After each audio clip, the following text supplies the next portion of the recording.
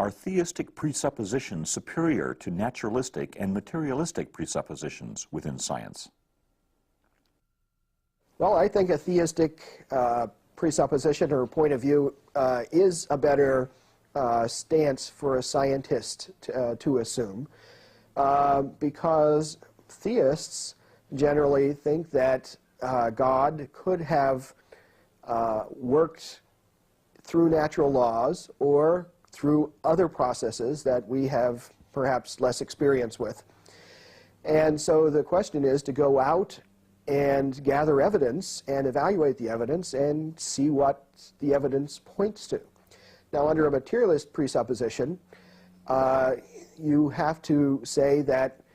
unguided random processes simply had to give rise to particular features of the universe, even though those particular features look very much like they were the work of a designer. It's kind of like a person going to Mount Rushmore and looking at the faces on Mount Rushmore and saying, you know, let's try to figure out what, you know, particular winds and erosion and rainstorms and stuff could have produced these apparently designed faces on the face of the mountain. You know, if the scientist would open up his point of view to allow for the possibility that, in fact, those faces were designed by a purposive agent,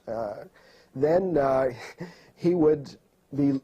less likely to be stuck in really defending a fairly, you know, silly proposition. Now, of course, the questions in biology and physics and so forth are perhaps not as clear to many people as the Mount Rushmore example, but I think the point remains that if you allow for, if you don't confine yourself simply to material processes and let the evidence try to speak for itself, you might come to a different point of view than if you do artificially limit your options. And to that,